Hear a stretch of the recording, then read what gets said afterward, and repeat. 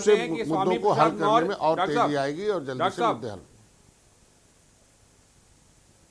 हाँ डॉक्टर साहब, मतलब आप ये कहना चाहते हैं कि स्वामी प्रसाद मौर्य, धर्म सिंह सैनी, दारा सिंह चौहान, ये लोग, इन लोग के पास राजनीति की समझ नहीं है, आप ये कहना चाहते हैं? मतलब निश्चित रूप से ये समाज की समझ होती तो ये आज के दिन में जिन लोगों ने आज के दिन में लटकाया था, कांग्रेस की सरकार सपा बसपा के सहयोग से चल रही थी, लेकिन एक मंडल कमीशन बना था जिसमें पिछड़े वर्ग के विकास की मुख्य धारा में जोड़ने के लिए। सामाजिक न्याय समिति का रिपोर्ट कहता है कि दलितों में बसपा के बेस वोट ने सारा हिस्सा खा लिया। 27% आरक्षण में केवल सपा के बेस वोट ने उनके हिस्से पर कब्जा कर लिया। पिछड़ा किसी भी समाज और वर्ग की सुरक्षा और न्याय आयोग देता है। जिस तरीके से आपकी बात मान ली कि भारतीय जनता पार्टी जो है वो निषादों को आरक्षण दिला देगी, मैंने मान लिया। डॉक्टर साहब, ये बात मैंने मान ली। हाँ, मैंने मान ली कि भाई भारतीय जनता पार्टी ही निषादों को आरक्षण दिलाएगी, मैंने ये बात अब आपकी मान ली। मुझे अब ये बताइए, अब मुझे कुछ राजनीति की बात बताइए कि ये जो लोग पार्टी छोड़ के जा रहे हैं, आप वही दिलाएगी, क्या कहेंगे? मैं कह रहा हूं कि अगर समाज के हितों के लिए होते तो भारतीय जनता पार्टी के पास पड़े रहते, क्योंकि पिछड़ा वर्ग आयोग संविधान के अंदर संवैधानिक दर्जा मोदी ने दिया। और अगर उस वर्ग जो पिछड़ा वर्ग आयोग है उसमें कोई कमी हो, उसके सुधार के लिए आवाज उठनी चाहिए।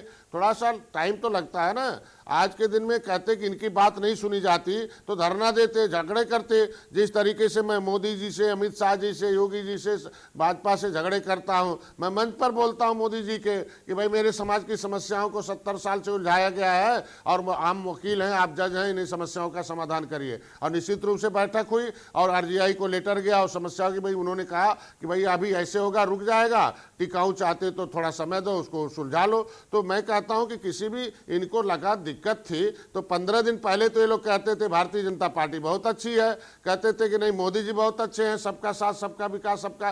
15 दिन में कौन बीमारी इन्हें पकड़ लिया? हमें उम्मीद है कि 15 दिन बाद बीमारी ठीक हो जाएगी और इनको विचार करेंगे, फिर वापस आ जाएंगे। तो डॉक्टर साहब ये कह रहे हैं कि ये सारे लोग बीमारी से ग्रसित है। 5 साल में इनको बीमारी समझ में नहीं आई। 5 साल में भारतीय जनता पार्टी इनको अपराधी नहीं नजर आई। 5 साल में भारतीय जनता पार्टी पिछड़ों की दोषी नजर नहीं आई। जब चुनाव में टिकट देने की बात आई, जब अपने लोगों को लड़ाने की बात आई, तो भारतीय जनता पार्टी अपराधी नजर आने लगी।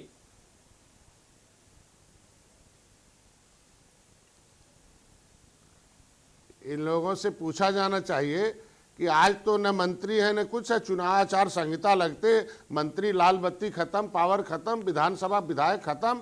जब ये पावर में तब तो आवाज नहीं उठाए, अब तो पावरलेस हैं तो क्या चिल्ला रहे हैं? हम कह रहे हैं आज के दिन में इनको कभी क्या अपने समाज के अगर नेता बनते हैं तो क्या कभी सम्मेलन किया, कभी इन्होंने बैठकें की, कभी इन्होंने आंदोलन किया, कभी उनको लेकर मिला, प्रतिनिधि लेकर मिला? अकेले जाते थे मिलने के लिए? कभी इन्होंने 5 आदमी 10 आदमी को तो लेके नहीं गया मिलने के लिए कि मेरे समाज की समस्याएं हैं, मेरे समाज के लोग इस तरीके से कहते हैं। अकेले अपने रहते थे, डील करते रहते थे लोग। आज के दिन में मैं उम्मीद रखता हूं कि इन लोगों को जो बीमारी पकड़ी है 15 दिन के अंदर, वो 10-15 दिन के अंदर ठीक हो जाएगा।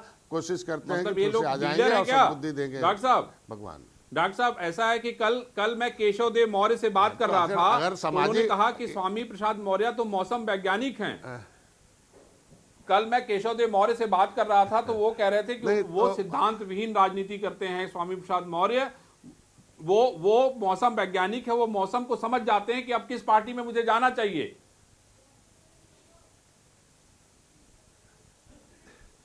नहीं, देखिए मौसम तो हमें नहीं कह सकते हैं। 2022 में ये जो नाविक होते हैं, जिस नाव को चलाते हैं उसे डूबने नहीं देते हैं। अभी इस नाव को पतवार लिया था इससे पहले पिछली सरकारों ने, हम लोग तब राजनीति में नहीं थे, लेकिन जब से मैं नाव की पतवार को संभाला हूं तब से देखिए कि इस नाव में जो बैठता है वो पार उतरता है। 2019 में मोदी जी साथ खड़ा हुआ, सपा बसपा का बड़ा गठबंधन था, फिर भी आपने देखा होगा ऐतिहासिक जीत आई थी। वही गठबंधन आज के दिन में निषाद पार्टी और योगी माननीय मोदी जी के साथ मैं खड़ा हूँ, योगी जी के साथ खड़ा हूँ, और जो है आज के दिन जो हरप्रिया पटेल जी भी हैं। आज के दिन में 2019 में सपा बसपा है, ओम प्रकाश राजभर भाई अलग से लड़ गए थे। 2017 में सपा और कांग्रेस का बहुत बड़ा गठबंधन था। 2014 से सपा खत्म हो रही है, 17 खत्म हो रही है, 17 में तो लोग खत्म हो गए थे। 2018 में हमने Sapa, Baspa, Nishad party, peace party, 4 पार्टियों की इकट्ठा करके एक इतिहास रचा था, लेकिन इन लोगों ने उस इतिहास को खत्म कर दिया। हम लोगों को मारने में अपने ही मरना स्वीकार कर दिया। मैं कहता हूँ फूलपुर का मुख्यमंत्री को हराया था नगन पटेल ने, उसका टिकट क्यों काट दिया? मान लीजिए हम राजनीतिक पार्टी थे, बड़ा दल हो जाता। आज के दिन में इन लोगों को कुछ नहीं चाहिए, अपना फायदा चाहिए। 2019 में मोदी के साथ आ गया, फिर कहाँ चले गए सारा। आज तो बसपा अलग हो गई है, सारे कितना वोट क्या सिनोरी है। 2022 में देख लीजिएगा, एनडीए की सरकार बनेगी, जितना भी सीट निर्धारित की एनडीए उससे 2-4 सीट अधिक निकाल के देंगे, तब हम लोग किंग मेकर की भूमिका में कहलाएंगे। निषाद पार्टी किंग मेकर की भूमिका में है 2022। नहीं डॉक्टर साहब, मुझे लग रहा है कि निषाद पार्टी जो है किंग मेकर तो बनी गई है। मुझे ये बताइए कि आपसे जो है समाजवादी पार्टी या अन्य दलों ने संपर्क किया कि नहीं संपर्क किया? ईमानदारी से बताइएगा, कितने फोन आए आपके पास? नहीं, उनके हमसे नहीं कोई संपर्क करता। हमारे पास हिम्मत ही नहीं आने का, क्योंकि उन लोगों के पास जुबान नहीं है कोई। हम तो ऐसे हर जगह बोलता रहता हूँ। मैंने बता दिया भाई, आरक्षण के नाम पर गोली तूने चलाया 2015 में, 7 जून 2015 को 302 मुलजिम बनाया, 60 गाड़ियां फुकवाया, तांडव मचाया।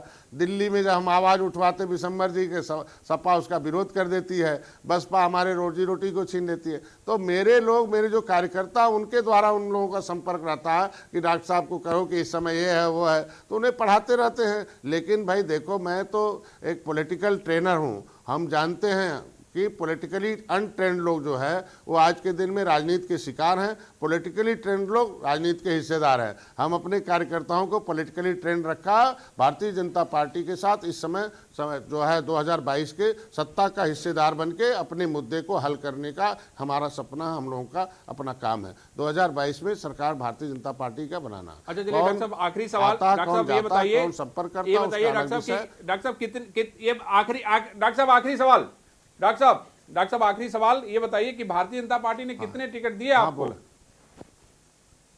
आप काफी कुछ प्रसन्न नजर आ रहे हैं। हम लोग सहयोगी दल हैं आपको? नहीं, हम तो हमेशा प्रसन्न नजर आते हैं, क्योंकि प्रसन्न नजर इसलिए आएगा कि जब हमें इतिहास मिल गया निषाद राज का, किला मिल गया कि राम के कैबिनेट में जब निषाद राज आए थे तब राम राज आया था। तो जब हमारा एक इतिहास मिल गया कि सबने हमें नीच बनाया था, एक इतिहास आया कि गौरवशाली इतिहास रहा, तो उस इतिहास को बनाने के लिए जो पार्टी बनाई, उसको लाने के लिए, उसके लिए हमारे कार्यकर्ता जो तैयार कर रहे थे सीटें, वो तैयार सीटों को भारतीय जनता पार्टी ने लगभग मान लिया है। और मैंने बताया कि 15 से 17 सीटें भारतीय जनता पार्टी हमें देगी। और जहाँ जहाँ हमारे लोग तैयार हैं उस सीटों को मान रखा। 2-3 सीटें ऐसी हैं जहाँ 2-3 दिन में उसका भी फैसला हो जाएगा। प्लस जो है कुछ ज़्यादातर मैं 90-99% सीटें निषाद पार्टी भोजन भरी थाली से अपने सिंबल से चुनाव लड़ेगी। 1-2-3 सीटें जो रणनीति के आधार पर है, कुछ हमारे जो कैंडिडेट जहां वोट का ट्रांसफर कुछ देखा जाएगा, तो वो भारतीय जनता पार्टी के सिंबल से 2-3 लोग लड़ सकते हैं। चलिए डॉक्टर साहब, मैं समझता हूं कि रामराज आए आपके नेतृत्व में भारतीय जनता पार्टी के छोटे भाई के तौर पे, और आप जो है किंग मेकर बने। आपने इंडिया न्यूज से बात की, आपको बहुत बहुत धन्यवाद। Thank you.